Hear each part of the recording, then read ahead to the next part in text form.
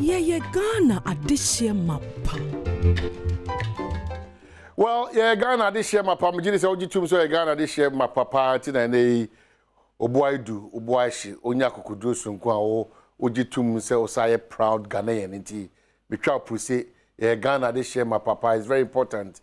Machewa ba Ghana Nkommo so achia ba emu ye Nkommo ne se enema miense ne mpese kan wasem ene eye match de toso edu inti kakra ye kwa nsa ba esese enso ye bomodin se ye kasa na ye yi amanyosemfo no adwene si enioma ba ko mienu miensa so no na ya nkasa so ye kaka ye ho se role esese ye play as citizens as Ghanaians Magana so etiminya ne ntuma pana de bia da ye ka no so obenya fra no betimenya fra.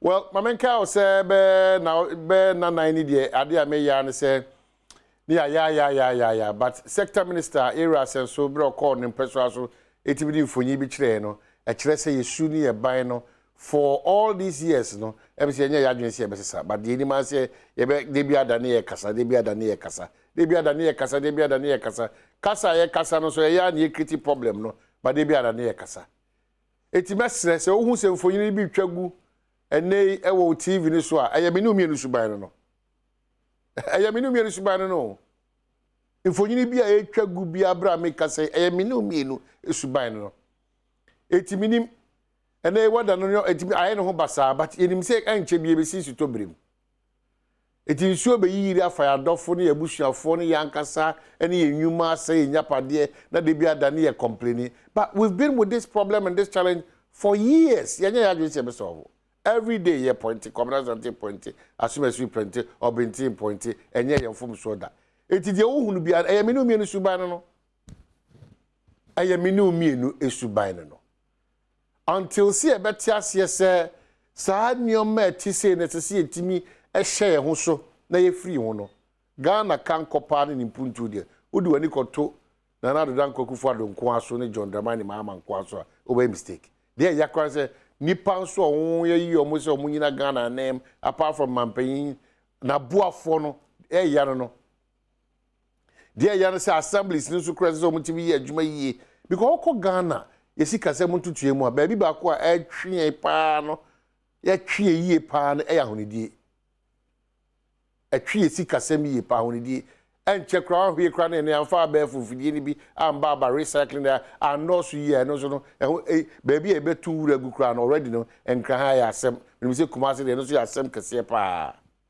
etibisre anapa dem di sanfo nyini we kire se de ba hu se da bi baby a menu mienu di o man Ghana ekono enya papa yesu ene ye ban ni ye bia ye da na di ema Ghana ekono chin enya papa debia da ye nsa na ye di appoint se we na ye mfomso no enya papa ye ni ye mfomso mene wo na ye mfomso ani enim kwan be fa so asa mfomso ne be firi wa kwa ba but debia da ne atwe ne di akosho before etibesra no pay ade said ya se sa esuni ban we pa na ri be wurama 2022 aba na we dia and I mean we share in terms of ya pomuden ho mpuntuo ya disua ho mpuntuo adwuma ye kompuntuo adwuma ye mpuntuo ya kwan so mpuntuo no it's going to be a problem kwa na kwan kra ye make kwan asem e kwan ya awie kra no obi ono ankasa de no ho ankasa de no otimi twa kwan se me pipe ofem otwam ya no de anwa kata so ja odoko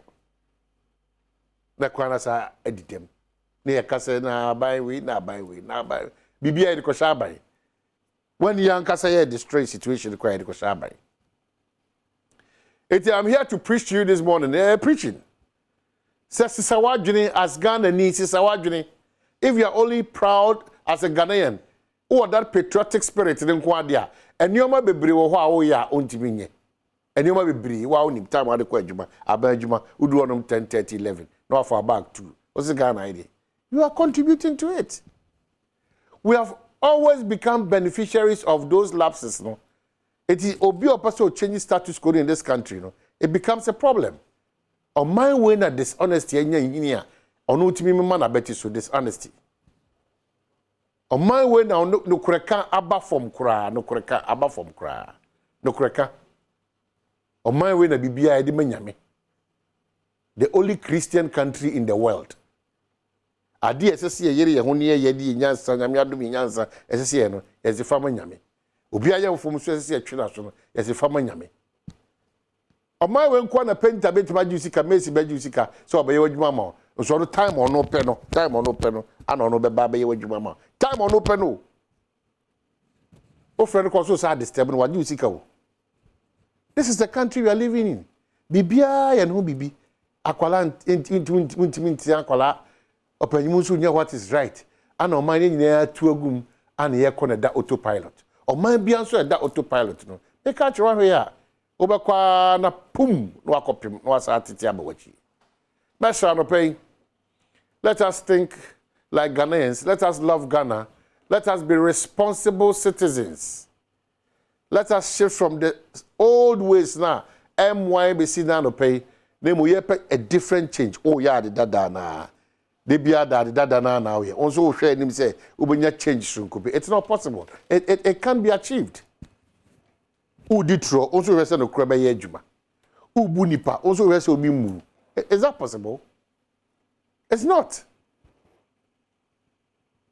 Oh, hospital bed wo ya ba si bed ni ho obi di sika ba ye dia onya bed bi ada so. Enti ye wo how ni say yentiase se ampa ya manyoko fo na mampanyifo ana bra no be chinchim stia ne mai. Na mu bra ye chinchim stia ne yen nipa nso e tishe nim no. We have a certain responsibility as a shameful and as citizens of the country. The moment I want to be one free responsibility, no what's a problem? Because I'm Ghana now. Obiasu intimi feel it. Tiawa brighten the corner. Oshe, baby, Oshe be and say you are an ambassador for the country Ghana. You are an ambassador for your good self. You are an ambassador for a year Juma womb, a year Potema womb, a year Pesasha womb, and a year Kura womb. Magana hodo ena wakoma so na twu hu free nyoma ensem fata ho abom paya kai Ghana achia wo ende menu nyina ya gitum achia but enida so ne se emuye onyame aduma ye be se hia konsutwe bedwam on Adom TV multi TV so